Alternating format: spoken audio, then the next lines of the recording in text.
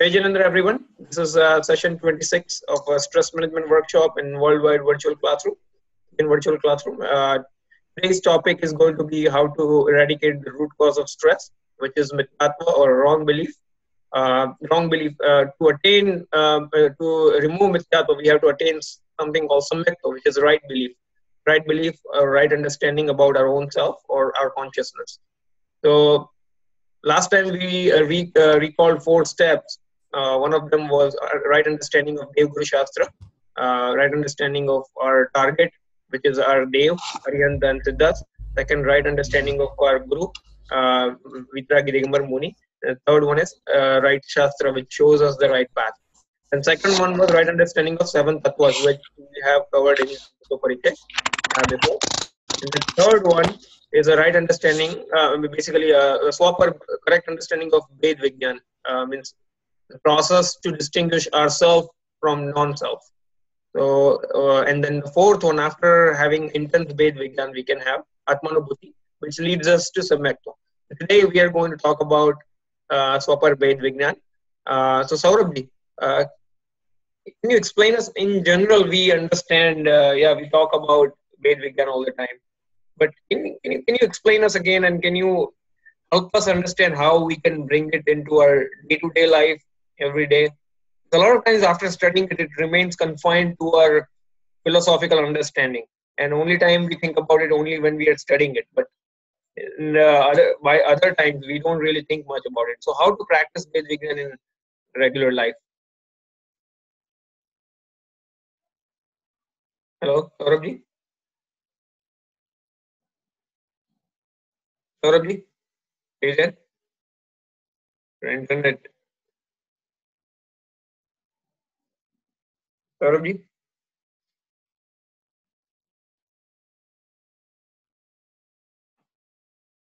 Looks like his internet got disconnected or something.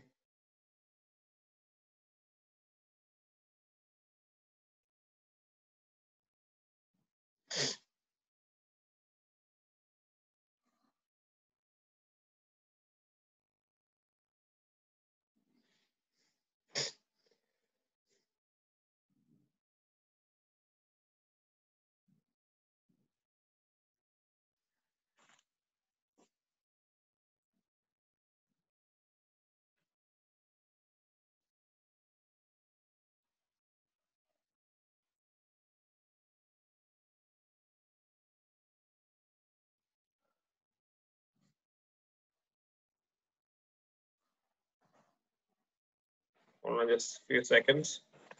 Let me see if I have a phone number for.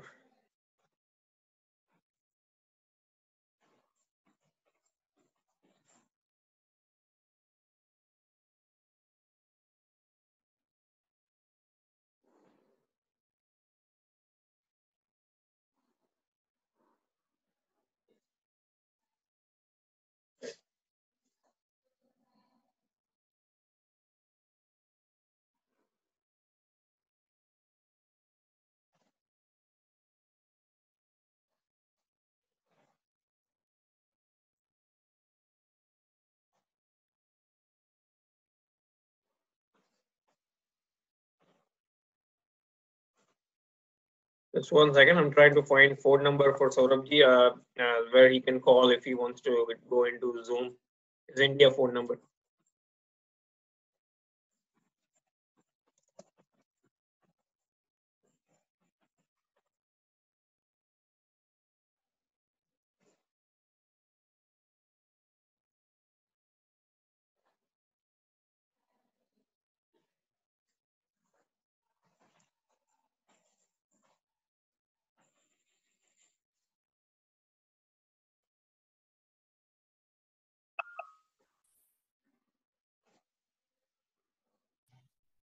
Hello, Priyanka. Hello, Jainendra.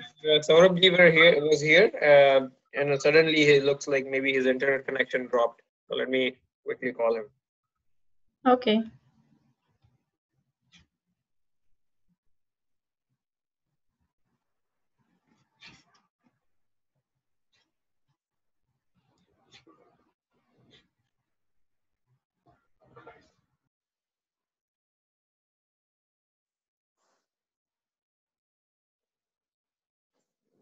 Or maybe he came back.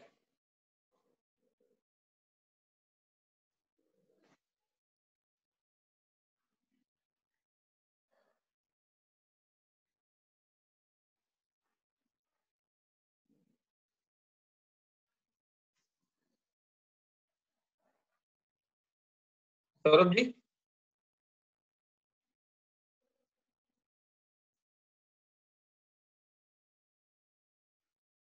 Okay, let's wait a few minutes. When I phone kiya, I called him, but looks like it's not going through. It's busy. So I'll try again in a few minutes. But let's just continue until he comes back. Hello, Siddharth. Janendra. Okay, so we were talking about Ved Vigyan. So anyone wants to describe what Ved Vigyan is, or process of distinguishing ourself from non-self? I would, from now on in English, I will call, instead of Ved Vigyan, I will call it process of self-identification. Okay, self-identification. To just make it more clear in folks who understand English more easily. The process of self-identification. Can someone explain what is it? What is it that we are trying to identify? Anyone? It's the process of in everyday, and not only in philosophical issues, but in everyday terms, trying to separate who you are, what the true characteristics of the soul is, from everything else. That's right. So, normally if we observe, there are so many processes going within ourselves, right? Generally, who we are, as we know, we think that we can walk, we can talk, we can eat, we can drink, we can move our hands, or we can do many other activities. That's what we think. But apart from that, these are all physical processes, right? But there are also mental processes and intellectual processes, such as gaining knowledge, forming beliefs, forming intentions, experience of happiness, unhappiness, pleasure. Uh, all these are psychological and intellectual processes. So, as we know, so there are a lot we think, and then there are also processes of, like, basically anger. We get angry, we feel emotions, ego, deceit, greed. So commonly, what people think is, I do everything, right? I'm walking, I'm talking, I'm moving my hand, I'm getting angry, or I'm learning, I'm knowing. We associate everything with I or my. Or so I either we think that this is me, or either we think that, or we think that this is mine, or we think that I am doing this, and also I'm enjoying or suffering the results of it. We are completely intertwined with these processes in general in nature. So now, by this time, it has to be extremely clear. It must have been extremely clear to you that consciousness is completely a different entity than the matter. And our body is completely made up of matter, including our brain, including the mind. Everything is made up of matter. So matter substance is totally different than consciousness. So although we may think that normally until now we used to think that, okay, I'm moving, I'm talking, I'm walking. Yes, uh, our worldly communication is different. We can say all that thing, for worldly communication purposes. But truly believe that we are the owner and in total in charge of walking, talking, eating, all the physical processes is really not correct. Those are the process in body. And when we looked at this topic way back a couple of months ago, we discussed that our external organs are quite dependent on internal organs, right? Because if our heart is not functioning, the body won't function at all. But we have no control over our internal organs. I mean, I cannot dictate on my heart when to stop and when to start. I mean, it's just going to do what it's going to do. Similarly, I cannot dictate the flow of blood in my body. It will just flow whenever it's going to flow, and whatever direction and whatever rate it's going to flow. And if there is a blockage, that I cannot also control on an immediate basis. So virtually, I have no control over my internal organs. So if we have no control over our internal organs, then it's kind of wrong for us to think that we are in full control of our external organs, our movements, and our other physical processes. Most of the time, we see when someone gets paralyzed, they have desire to do the certain process, but we cannot perform that process. So bottom line is the physical processes are completely outside of our wishes, or what we think ourselves as I. The awareness of I, that is a conscious process, a consciousness. So now let's look at the consciousness. Within the consciousness, we have process of knowledge, we have process of emotions, we have experience of pleasure and pain, happiness, unhappiness, all these things. Now, out of that, yes, these are all the conscious process. But when we are talking about particular self-identification, what are we going to do? Like, although anger, ego, deceit, greed, these type of emotions are there and they are occurring within the consciousness, consciousness is not limited. Our true nature is not limited to that, right? Because that's one pariyai or one state of the consciousness at a present time. But it's consciousness is not fully defined by it. It's not limited to that one state.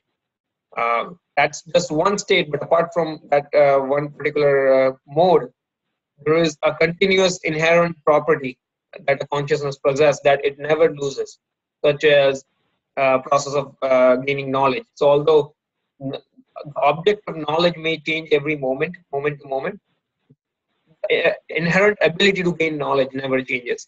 Similarly, beliefs can change, but the inherent ability to form beliefs can never change. It never goes away. Emotions may change, but that attribute of conduct or charitra gun never changes. It just remains as is. And finally, the attribute of sukh or happiness, where the experience of happiness or unhappiness takes place.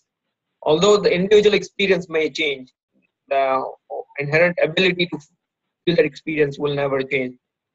Similarly, all of us have the potential that by putting the right effort, we can uh, realize the full potential of our soul. So that means we can have infinite knowledge, we can have infinite perception, we can have completely pure belief or right belief, we can have completely pure conduct, which is equanimity, and we can have completely full experience of complete pleasure, extrasensory pleasure.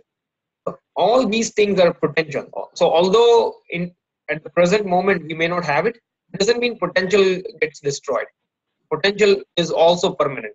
So as you can see, within the consciousness also, there are two aspects. One is a permanent aspect, which is a combination of all of our attributes, as well as our potential. And there is a temporary aspect, which is like the pariyai or mode or state, which keeps changing.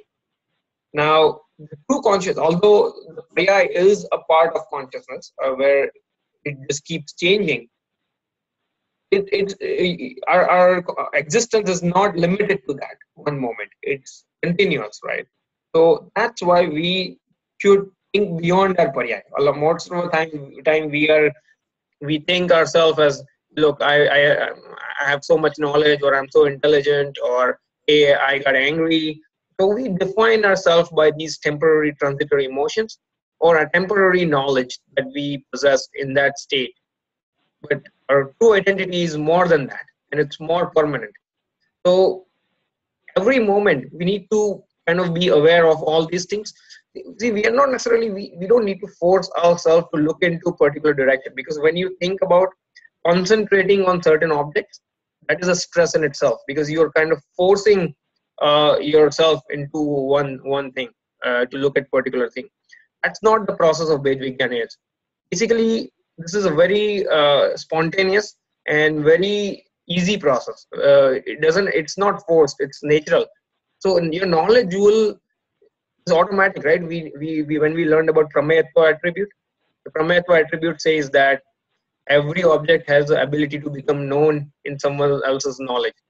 And when we studied the concept of Krambada Pariyai, which is the sequential process of concept of sequential states, that tells us that all the particular paryas or states are fixed within the substance.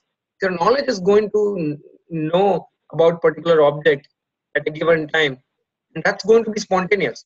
Even if we don't wish to know something, if it's going to become the object of our knowledge, it's going to become object of our knowledge. So, like suppose you're trying to get your attention away from someone or something, and suddenly that person says something louder when you are sitting quietly in a corner. And even though you may not want to know what he says, when he says, you're going to hear it and you're going to come to know about it. So that knowledge is also very spontaneous. It's going to continue to happen.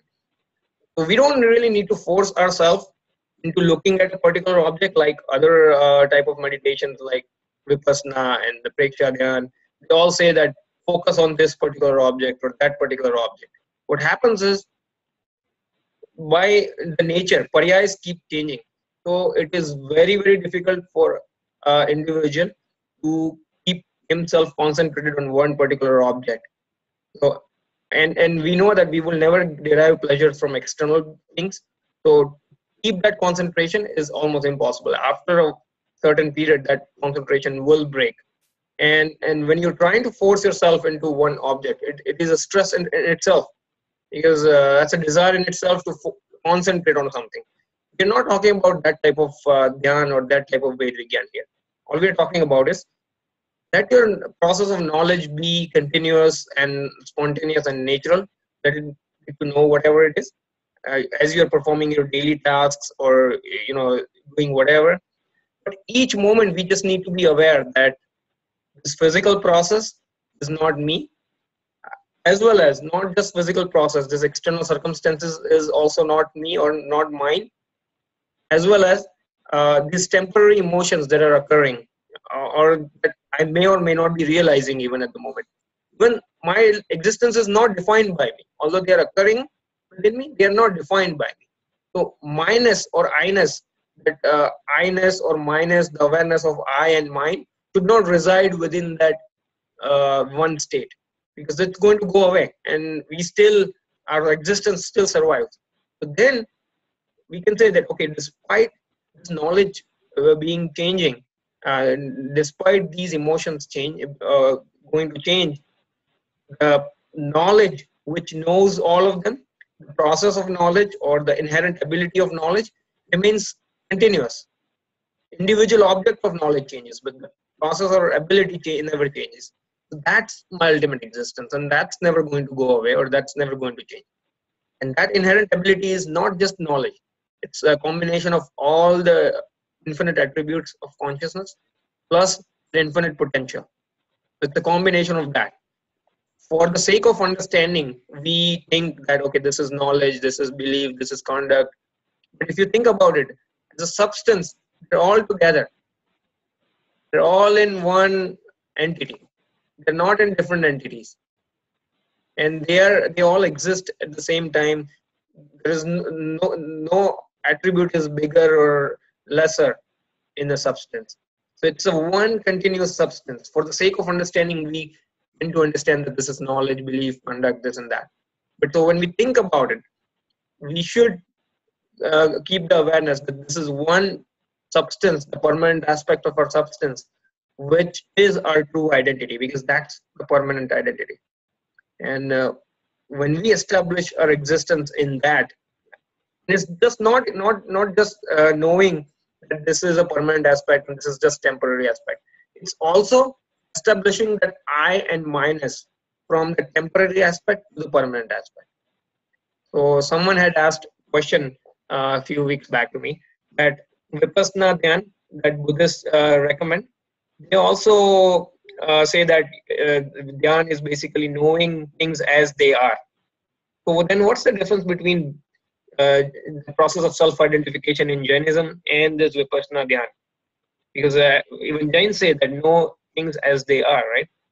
The difference is they say, according to Buddhism, everything is transitory. There is no permanent aspect of nature at all in any substance, in anything.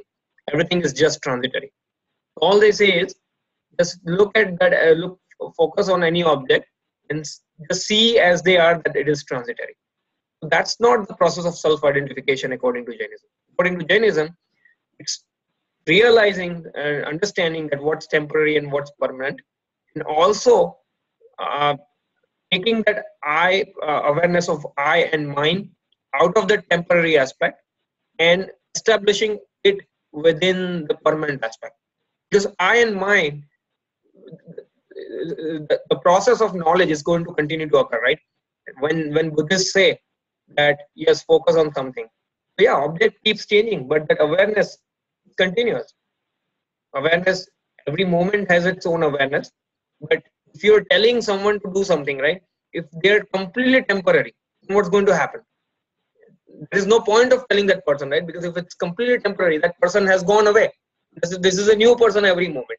So what's the point of telling him to concentrate on certain object? Only if there is a continuity in that person, then you can tell him to concentrate on certain object.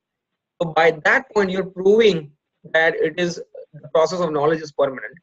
And if the knowledge is permanent, then there is a I and minus establishing somewhere. You're going to think of yourself as something, right? Either something else or yourself. So who you are is where we need to establish our I-ness and minus, and that's the process of self-identification.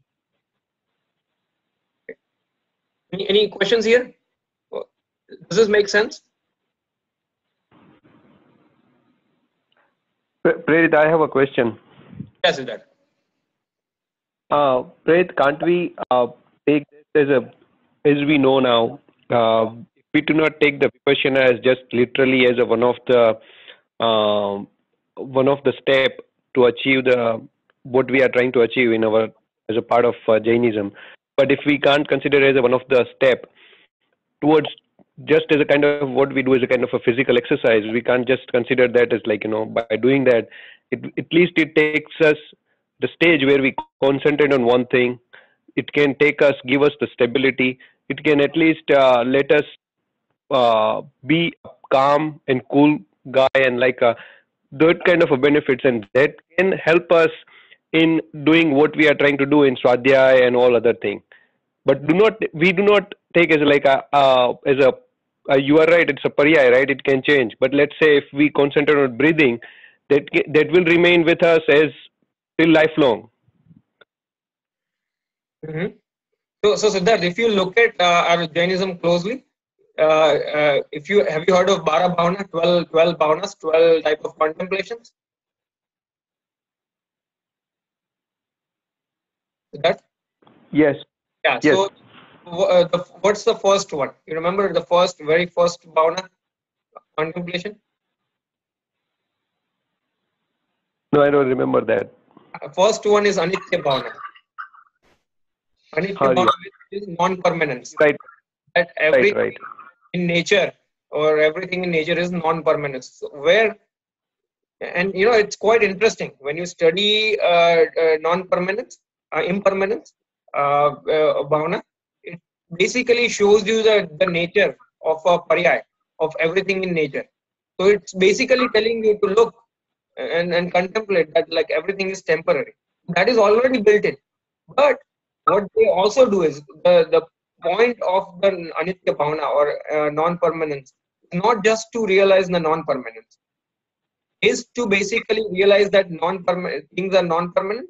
So we do not have to depend upon them, and they cannot give us the true pleasure. And out of these non-permanence, there is also a permanent entity, which is your own self.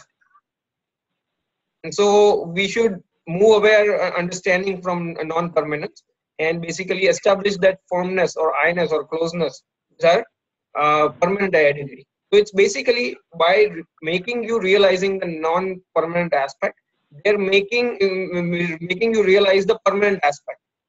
So what it is in itself that the process of that Anitya Bhavana is about looking at everything in nature and realizing that everything is temporary. It's already part of it, built in. But we cannot feel who we are, right? This stage. No, we can. That's the problem. We think that we cannot, right? That's the problem. Unless and until, like for example, before you even enter into engineering college, you if you think that I'm going to fail, I cannot do this at this time, you will never able to do it. So, like, see, the thing is, who is going to be able to do this, right? The process of knowledge resides within the consciousness, right? So we are the consciousness. So if we as a consciousness cannot do it, then matter substance won't do it, right? They don't have a ability to know. So we have a ability to know. We can do this. You just have to understand the right process. That's all I'm saying. What Buddhists think is this, that when you concentrate on certain object and when you attain that unwavering concentration, that means your kashaya is gone. Now, I'll give you an example that even when you are concentrated on one particular object, and still you can have infinite kashayas. For example, suppose we have dispute with someone, extremely high dispute, and we just do not like some person. Siddharth, we cannot hear you. Are you saying something? No, I'm not. I'm just putting in a mute. Okay. Yeah. So when we have dispute with someone, when we don't like that person, right? And then what happens is, after when we go to office, we are not even thinking about that person. We are totally concentrating on our meeting or on our work that we are doing. So we are really concentrating. We are really not thinking about that. But we have a kashaya or not? Nishit, do we have a kashaya or not? Do we have a passion for not? Is that a state of equanimity or not? No. You know that dispute is temporary, right? Don't you? Yeah. You know that it's permanent, right? I mean, it's not permanent. It's temporary. So still, concentration just in itself, in the other objects like external objects, does not eliminate the kashaya. That's a fallacy. And the desire to concentrate on something itself is it's a kashaya basically. That's not the right way to eradicate the kashaya.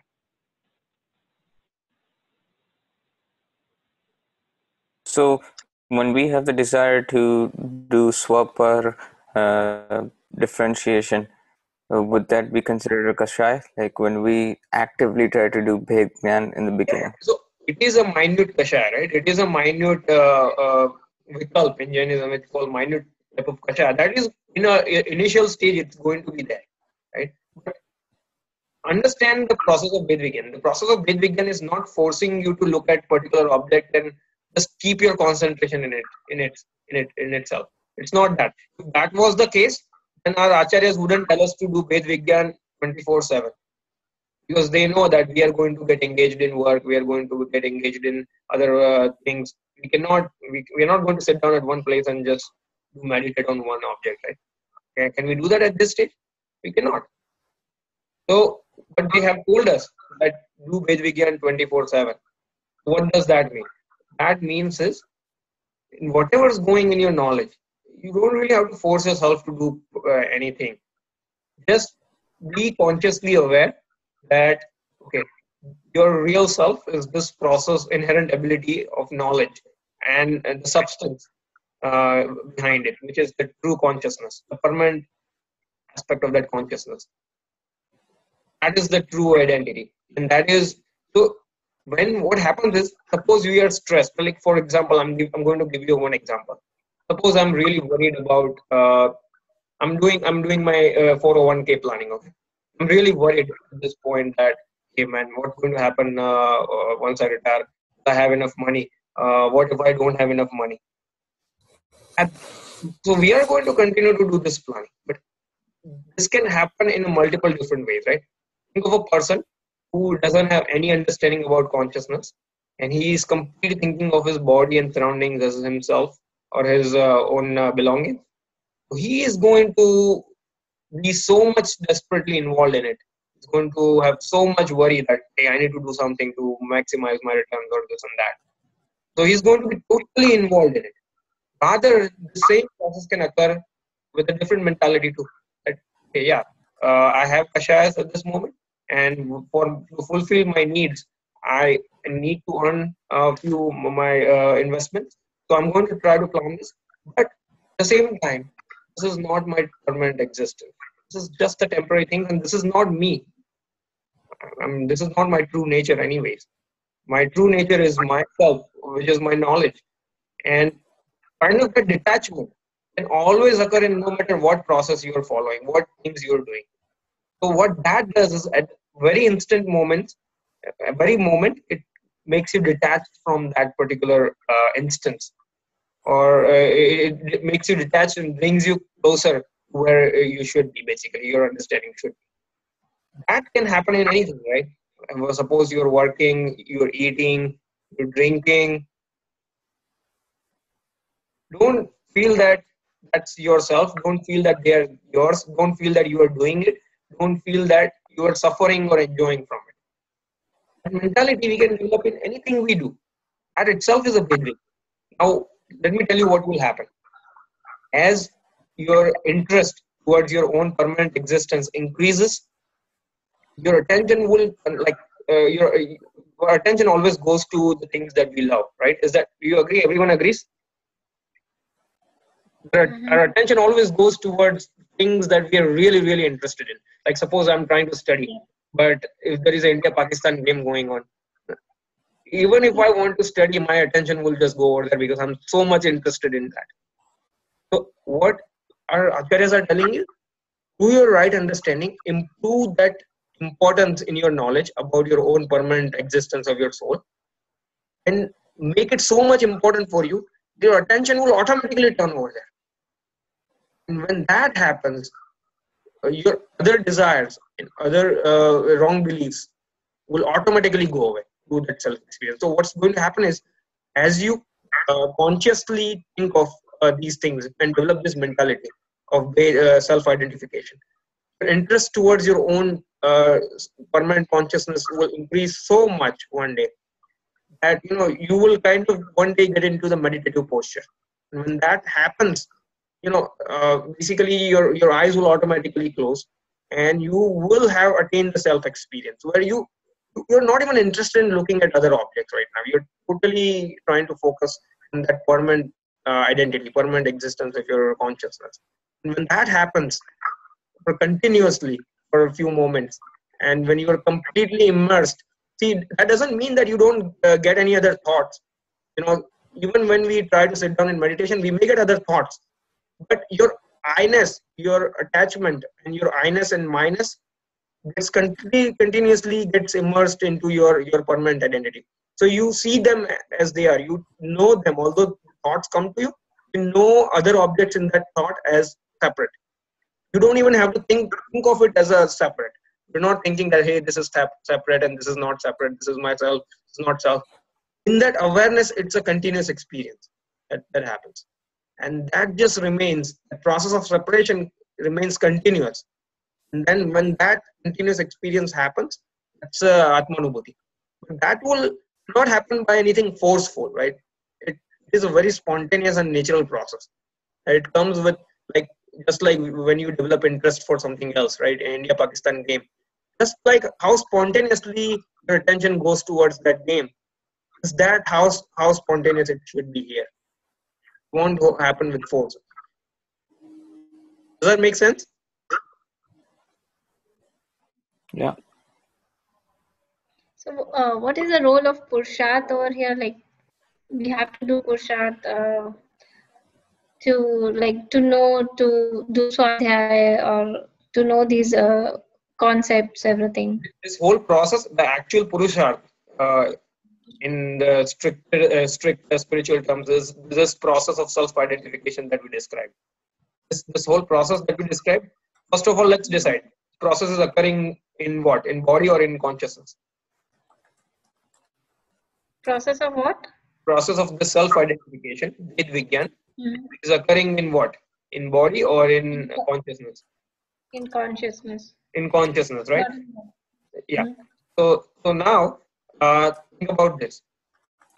If it's occurring within the consciousness, then it itself is a purusharth of consciousness, right? We are ourselves as consciousness. So that is the ultimate purusharth.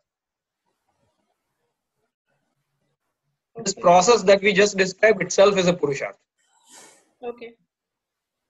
But to get to this process, one has to at least understand what is self, what is non-self, right? One doesn't even know the properties of self versus non-self. then how are they going to try to identify the self?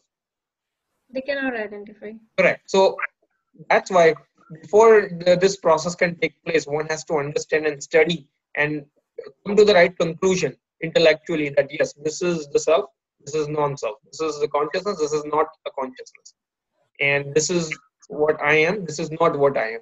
So that process, it's also, we call it Purusharth, right? Because that is necessary to get to this process. Ultimate Purusharth is this.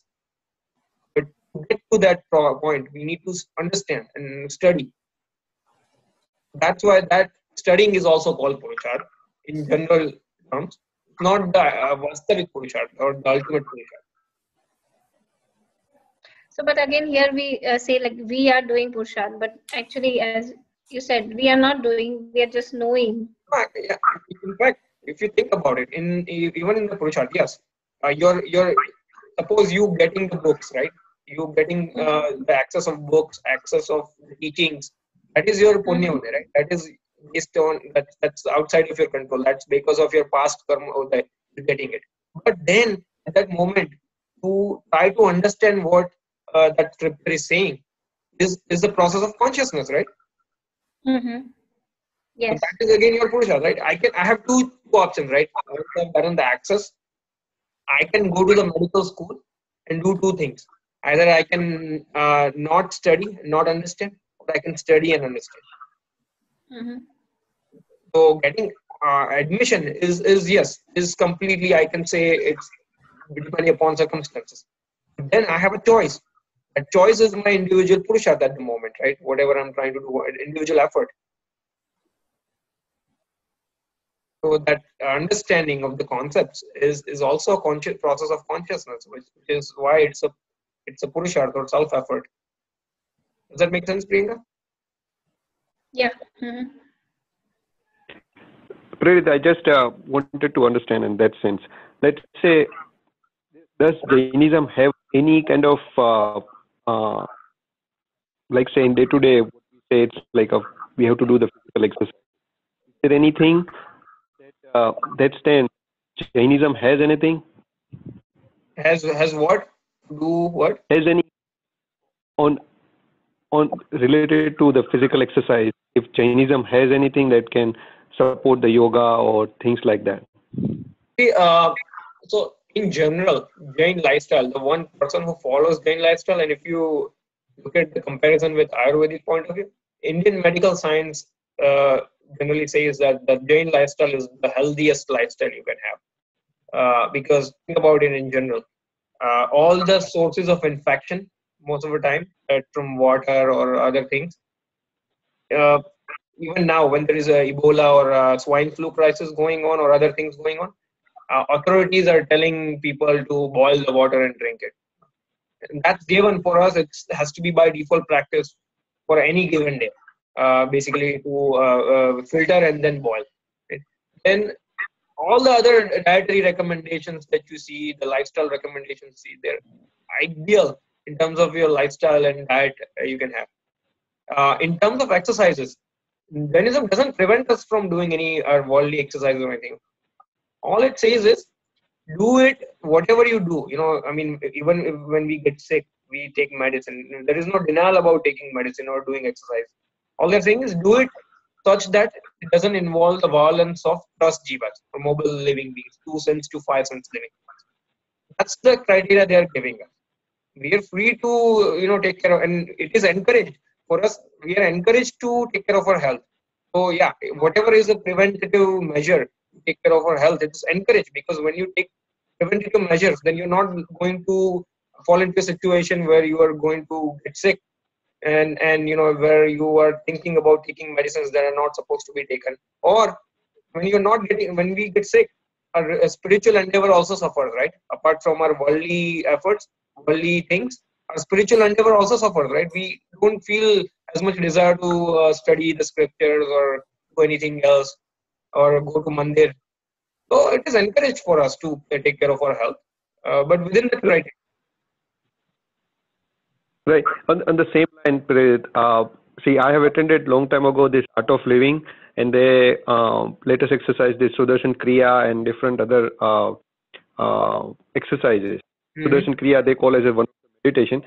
I used to do that, and also the people has a benefit of it.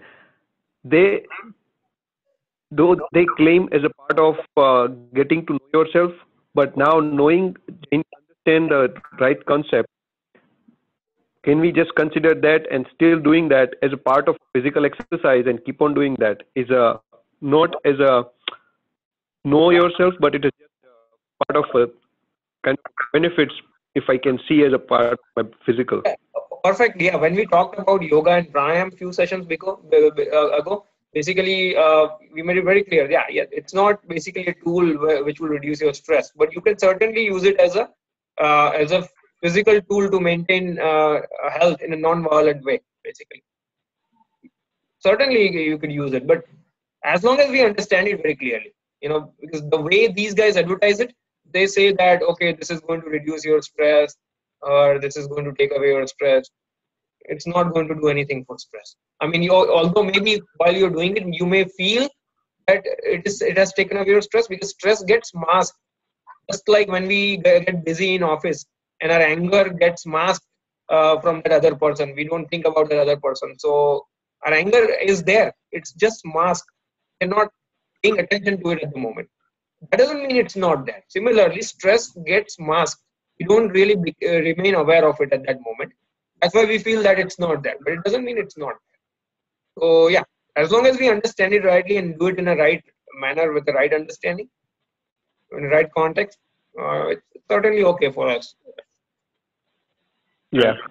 Got Is this process clear? A lot of people think of Ved Vigyan as a mysterious process. This is not mysterious. Also, it is not something where you have to really take any special effort out. Yeah, I mean, if you do take special effort, time away from work or something else, and when you constantly contemplate on this, that's better. But it doesn't restrict you. It's not that you cannot do this process in anything you do in daily life. You can do, in fact, in daily life. And if you have heard of process of Samayik is basically a person who has gotten to a certain stage, who has experienced himself already. Then he is trying to get more frequent experience of himself, and that person then voluntarily detaches himself from other activities for a time being, for a certain period, 48 minutes or more, depending upon his vow. And then he tries to self-experience by contemplating the permanent aspect of soul by process of self-identification. So that's the more formalized process, Samayik. It's a dhyan. Samayik is the only type of dhyan which is recommended in Jainism, basically, and that covers Dharma dhyan, Shukla dhyan, basically. The other type of dhyan, which is done with a worldly purpose, are Artha dhyan and Raudra dhyan. So we cannot do Samayik, you mean? We kind of have to understand, right, that what Samayik is. Samayik is basically remaining immersed into our soul, being equanimous. So as But long at as this we stage, we understand, cannot do that. I mean, right now, see, if we have not gotten to that stage, then what we can do is we can reserve that period, 1 hour of period, and then we can think, okay, what do I need to get to this stage, right? Then we think that, okay, first, in order to get to that self-experience, I need to understand the process of self-identification, which is Ved Vigyan. But for that, I need to understand what is myself and what is not myself. So if I don't understand that, then my first duty is to study that. So we can certainly use that 1 hour or 48 minutes. We can keep it aside, not do any other worldly activities, and still spend that time in studying, right? At whatever level, whatever is important, we can do. But if someone is thinking that, okay, I'm going to recite all the sutras, and that's going to constitute my samayik, that's all I'm getting, my samayik is done, and then I've done 5 samayiks in a day, 3 samayiks in a day, that's just pointless if they're doing it without really any understanding and not getting anything out of it. So is there any process like you do this and then you will be in Samayik, or you just like be in like sit down and do there for 48 minutes? Will you call that as a Samayik, or like in right now at the stage which we are in? I'm asking, like. there is a process given. I mean, like if you look at Purusharth Siddhi Upay, grunts like Purusharth Siddhi Upay, Ratnakaran Shravakachar, and there is also a book on Samayik actually. There is a process of Samayik given where, first what you do is you recite Namokar mantra, then, basically you should the kapde pehen ke, then you recite Namokar mantra, and then you sit in a corner with on the asan, and you do a namaskar on 4 directions. You can certainly do all that ritual, and, it just makes you more aware and concentrated on the things that you are going to do. I think it detaches you from other things. If you do that, ideal. But even if you don't do it and just spend that 1 hour in Samayik or like in studying, that's okay too. But don't think of this as a real Samayik.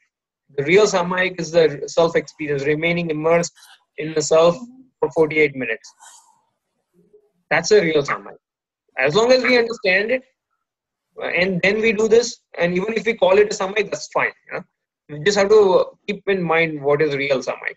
Because what happens is people oftentimes forget the real understanding of what Samayik means, and then they just get involved in ritualistic practices and they think that they've done Samayik. Mm-hmm. That makes sense? Yeah, but those who do like the way you said, like they just do ritualistic way. Mm-hmm. They say that like when you recite those particular sutra, you are like you take the vow that I won't be doing any worldly activity, and I will be just like concentrating on myself or doing swadhyaya, etc., etc. Mm-hmm. So they say that at least you are taking vow that for that 48 minutes you won't be doing any worldly activities. And if you are not taking that, like if you're not reciting those sutras, and you're just sitting idle and you're like doing swadhyaya for an hour, that in that like 1 hour you can if you want you can like do any worldly activity because you're not taking vow that you won't be doing that. I mean, certainly, when you take a vow, it certainly promotes the self-discipline, and I mean, it's always encouraged, right? It goes on the individual, right? If you think that it makes you more determined, more disciplined, and more organized, and helps you concentrate better on that task, then yeah, do it. But some people, without understanding, they may think that, okay, I don't want to put this burden on myself. I don't want to take this. Because at that level, every individual is a little bit different, right? So Okay. if it makes you feel like a burden that I don't understand all this right now, and I don't want to take this burden, why should I restrict myself? At least that person is open enough to go forward and study the concepts. And for him, that's okay, because In that time they don't like touch any electronic items or anything like that. But see, here's the thing, though. Here's the thing. Uh, I'm going to give you an example. Okay, you tell me which one's more appropriate. Suppose we are at a level where we need to study what is self and what is non-self, right? Who we are and who we are not. Now, suppose you don't have a book. Like I will take your example. You're moving every year, right? Somewhere here and there, right? So you will prefer not to keep too many books with you. Even I don't have right now. Right? You will prefer because you have to keep moving. So Yeah. I've seen people who keep moving. They don't prefer to keep so many books because they think then there will be a shatna when they move, and they will have to basically, if they cannot care properly, there will be a shatna. Right. But you have an iPad, and I would say in your iPad you can open any book from atmadharma.com or from many other things, right? And you want to study, say, Samaysar or Jain Tattva Parichay from the net. Now you want to sit in Samayik, but so you don't have any physical book, but you have iPad. Now you have taken a vow that, okay, I will not touch an electronic item. So if you don't touch electronic item, then your option is this: that you take the book in which there are only sutras, there is nothing else. Or there is another option where you have an iPad on which you can really study sincerely. You know that your sincerity. Your sincerity that in that 1 hour you will not go to any other website for on the iPad. You will just study that book. So given these two options, which one is more suitable for you at your level, and which one is more appropriate, and which one is going to yield more benefit to you? Of course, which I have like the iPad and I can read and concentrate. So that's the point I'm trying to make. Do what helps you progress. Right. If you had that option, and that where you had a book and you did not have to touch it, and taking Right. that wow makes you more spiritual, more determined, more concentrated, then do that. But if that's not the case, do all the trade-offs. Okay, don't just go blindly. Do all the trade-offs of your personal situation. Analyze your personal situation. And yes, ideal samayik is that you will not call it a real samayik. That's okay. You don't. Right. You're not after getting a padvi, right? You're not getting after any graduation or any recognition that I did this many samayiks or that many samayiks. That's not the point. The point is how much we really progress, how much we really gain understanding. Right. And actually, Prarit, and that's why I think I was more comfortable with this Bhav Pratikaman thing than real, that's our Tamba traditional Pratikaman. Yeah. No, that's right.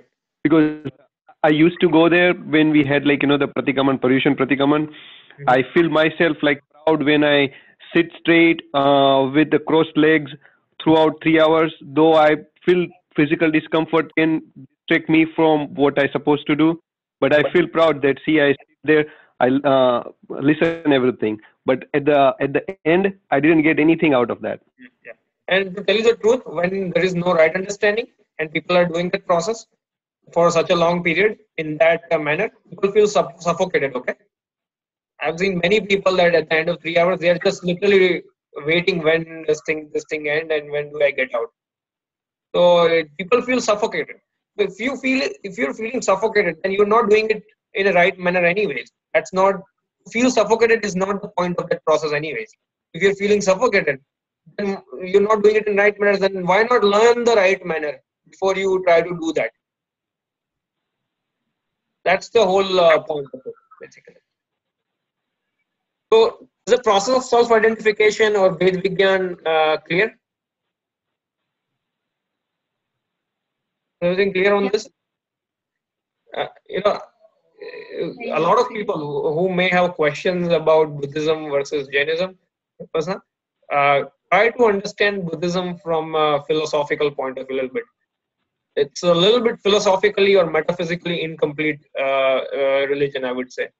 A lot of questions, Buddha really say basically he did not really answer them. He said he would not answer certain questions, certain metaphysical questions, because he was asked question one time that if you say that everything is temporary, then whose liberation are we talking about?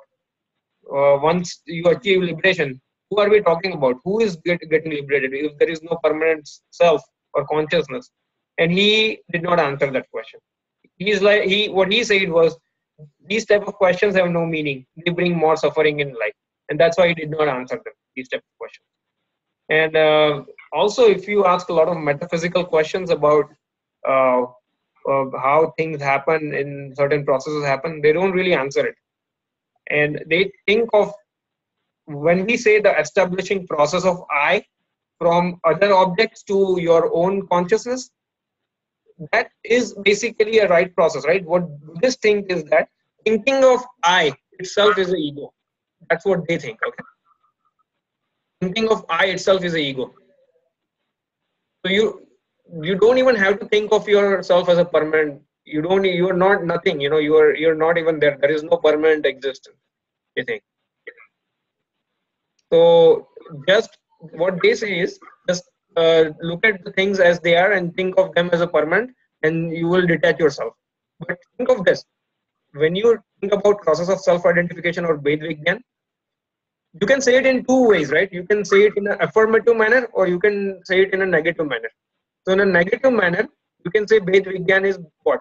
It's basically a process of detaching yourself from other objects. It's a process of removing your oneness or identity from other objects, or it's a process of not experiencing, not thinking that you are doing other objects or process of other objects, or not experiencing that their processes, right? Now, in an affirmative way, there has to be something affirmative, right? If there is something, we are not doing something, then there is something happening, right? In affirmative way, you can say process of self-identification or base began this way. It's a process of establishing oneness with our own selves. The process of knowing your permanent identity, which is your awareness, permanent awareness. It's a process of experiencing the true equanimity. So negation is one aspect, but affirmative action is the real action, right? Just to understand it, we understand it from negative point of view. So Buddhists only say detach yourself, but what do you do to detach yourself? You can't just detach yourself by not doing something. You will do something. So we say that just remain knower of a thing, know yourself. That way you will detach yourself from everything else. That's how our process is different than the Buddhist process. Okay, so with that, we will stop here today. If you all have any questions, we can discuss it next time. Okay. Jai Jinendra, everyone. Yeah. Jai Jai Jinendra. Jinendra. Thank you.